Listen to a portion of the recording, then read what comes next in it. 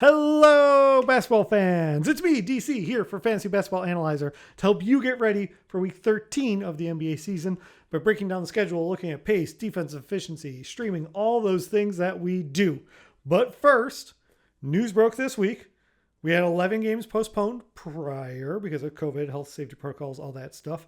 None delayed yet this week. Knock on wood. Hopefully I'm not jinxing Utah. They feel like they're on the cusp. If this happens afterwards, I guess it's my fault. Anyway, the NBA went ahead and rescheduled these 11 games. It's not useful to read. I'll put it up on the screen. And when they rescheduled these 11 postponed games, they had to redo or move 8 others. Technically 10 others, but 2 of them stayed the same day. So for our purposes, we don't care. So yeah, 19 games were moved and it impacts week 13 and stuff. And it impacts me because I'm about to go out of town. And this is actually the second time I record this video. But it's nice to have that settled. And there are some fun impacts, like Golden State got moved to Monday, March 7th. So for many of us, that's going to be in the playoffs.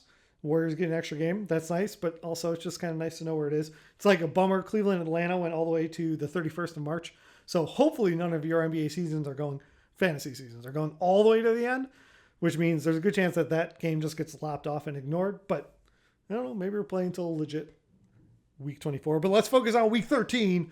Look at pace and defensive efficiency. Up at the top, they're the teams you expect. There's literally no change. I mean, maybe they shuffled, but the teams up there in green did not change. Houston, Charlotte, Portland, Sacramento on the cusp. Orlando, Atlanta, Lakers, Detroit, and San Antonio are just outside that. Detroit's getting up there, which isn't really a shock, right? Down at the bottom, there actually were some changes. So Golden State, Cleveland, still bottom, least desirable matchups. Phoenix is there. That all makes sense. Dallas dropped into that. Their pace came down a little bit, and it's helped bring them down. But also Philly bumped way up.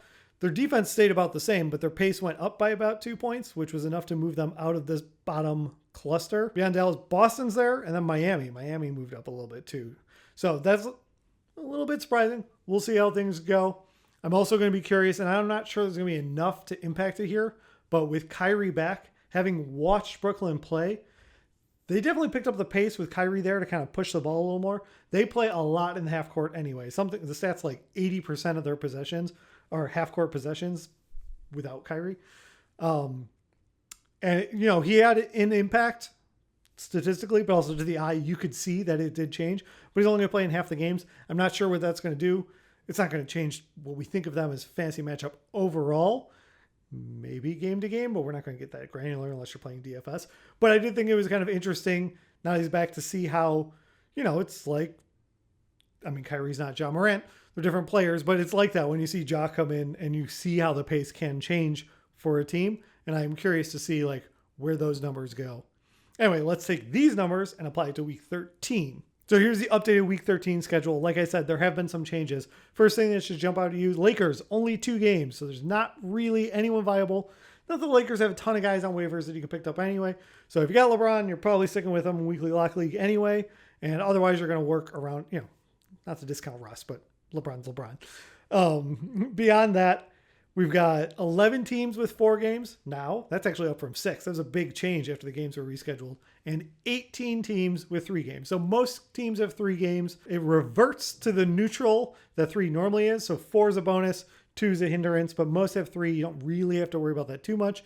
With this many teams playing 3 games, you can probably get some more streamers in there because we got 4 good streaming days. But also that means that your starters are probably getting a little more rest and you can work some guys in there. As far as teams with great matchups, Sacramento jumped out at me. They play Cleveland, which isn't a great matchup for us for fantasy, but then they get Lakers, Houston, and they all are at home. So that's a nice matchup. Actually, all 4 games are at home. So that's nice. I'm not sure that it's going to be a huge streaming impact, and it's worth noting that they actually only have 2 games next week. So Houston, New Orleans, and Sacramento only play 2 games next week, and most teams are playing 4 games, assuming nothing changes. And so there's a real big drag if you only have 2 games there. So just be aware of that. Maybe you don't want to pick anyone up from those 3 teams at the end of week 13 because you probably won't get to use them rolling into the next week. Although if you pick up someone from Houston or Sacramento when they play each other, that is a nice matchup. Maybe that's enough to get it done for this week. That's going to be up to you. See what your matchup's like. Let's go ahead and talk about the back-to-backs. So the back-to-backs are kind of spread out. Most of them are clustered on Friday and Saturday. That's the high volume days with 9 and 10 games. But you can find some clusters there. You know, if you look at Detroit, Chicago, Brooklyn, you can find some teams that have back-to-backs throughout, and you can use that to work your waiver wire a little bit. I want to call special attention to Detroit because they play Monday, Tuesday. They're the only team playing on both Monday, Tuesday. Both are streaming days, so it is a little interesting if you want to pick up a Piston for this weekend, right now, week 12. Hopefully you're watching this then. And then you carry them in, be ready, play them for those first couple days, and then you can move on. They've got a 4-game week. You don't have to move on, but that can be a good little jump start to your week. As far as the downside from back-to-back games, let's run through the players that we kind of worry about. Mike Connolly kind of has a back-to-back. He's got a back-to-back at the end of the week. It's the first half. We don't know when he's going to rest. Just be aware. Horford, yes, he has a back-to-back. Embiid, yes, he has a back-to-back. He hasn't been resting. He'll always be on this list because they do manage his health, and I just want to make you guys aware. Kyle Lowry, no back-to-back. Well, I should say the Heat, no back-to-back for Kyle Lowry. Eric Gordon, no back-to-back. Spencer Dinwiddie, yes, he has a back-to-back, so he's probably going to miss one of the games for Washington, which means he'll probably only play 2 games this week. And then new to the list, I added Steph Curry. Not saying that Curry's going to rest all of the games, but he definitely has. On December 17th and 18th, he rested on one part of a back-to-back. And on January 5th and 6th, he just rested one part of a back-to-back. I mean, they said like thigh contusion or something, but that's how they fill out these reports. It's definitely a rest game for it, assuming he's back, in which case, if not, I'm wrong. But I'm going to add Curry to the list. Same way I have Embiid on there.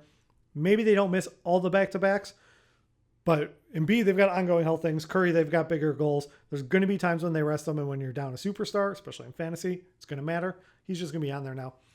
Kyrie, not the back-to-back watch, but where are they playing? He's got one road game at Portland, and the other 3 are at home. So Kyrie probably only gets one game for you in week 13. That's on Monday, and then you'll have to make other arrangements for him. I touch on streaming days with Detroit, but let's bring up the streaming schedule and really get into it. All right, so the weekly outlook, like I said, Monday and Tuesday, we got 7 and 6 games. Then Thursday, there's 5, and Sunday, there's 4. Those are the 4 days you want to try and stream there. Wednesday, Friday, Saturday are 9, 9, 10.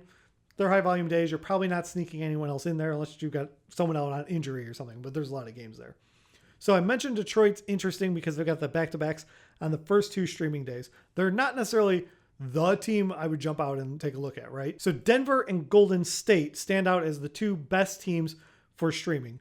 They've got 4 games, each of them do, and they've got 3 of them on the streaming days with one of their extra games in the middle there. So that's my 1A, 1B. If you're going after someone to stream, you pick someone up and you're going to get a lot of use out of any of those players off the waiver wire.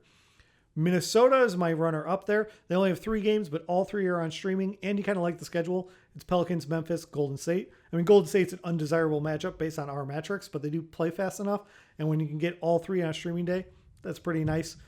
So those are my top 3 teams that I would go after. Otherwise, I'd look at Detroit, or I've got a couple other teams highlighted here in clusters. You know, Clippers, Memphis. You can see the boxes, and if you need to, click the link below. You can go to the spreadsheet and take a look here, where they've got both the Tuesday, Thursday games, where you can play them early in the week, and then you kind of move on to someone else for the Sunday matchup. Hopefully, you're grabbing someone for the Sunday matchup on the streaming day that rolls into a 4-game week.